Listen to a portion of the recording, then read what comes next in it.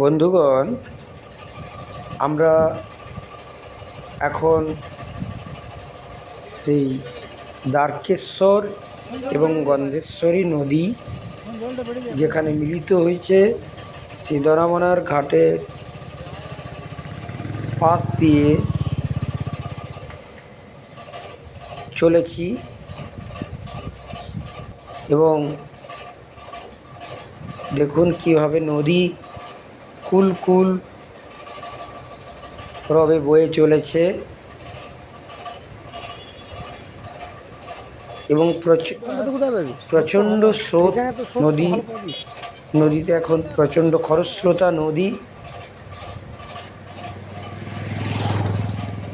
আমরা এই নদীর পাশ দিয়ে চলেছি প্রতাপপুর গ্রামের উদ্দেশ্যে। দেখুন নদীর বর্ষায় যে নদী যে যৌবন রূপ তা প্রত্যক্ষ করুন। নদী আপন গতিতে বয়ে চলেছে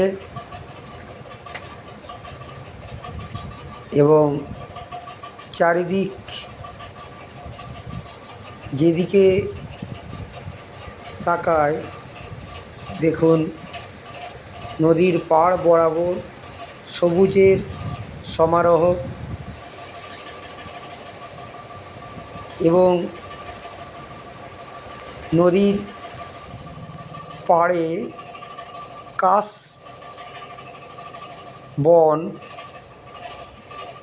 দেখা যাচ্ছে, মায়ের আগমন বার্তা বহন করছে। আর কিছুদিনের মধ্যেই আমরা কাশফুল দেখতে পাবো।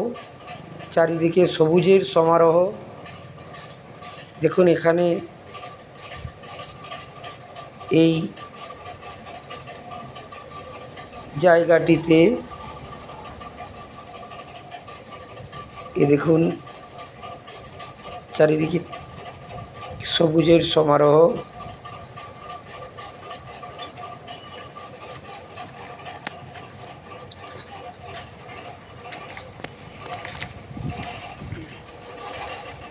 এখানটিতে এই জায়গাটিতে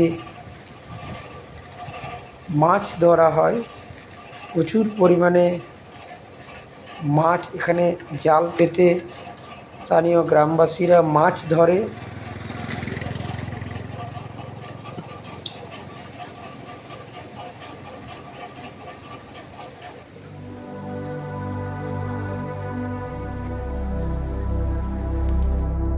আগেকার দিনে জমিদাররা যেভাবে ঢেডরা পিটিয়ে বিভিন্ন ফরমান জারি করতেন, সেইভাবে আজও গ্রামে এই ঢেডরা পিটিয়ে গ্রামের কর্মসূচি ঘোষণা করা হচ্ছে। এটা দেখে খুব আনন্দিত হলাম।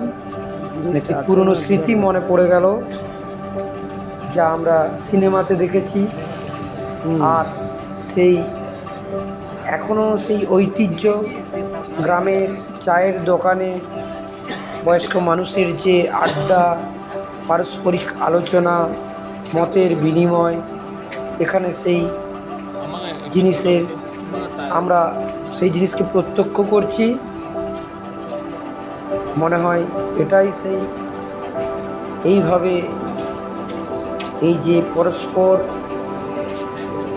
মনের সমস্ত চিন্তা ভাবনা আলোচনাকে পরস্পরের প্রতি ব্যক্ত করা, আমার মনে হয় এইটাই সেই লাস্ট জেনারেশন। আগামী জেনারেশনের মধ্যে হয়তো আর এটা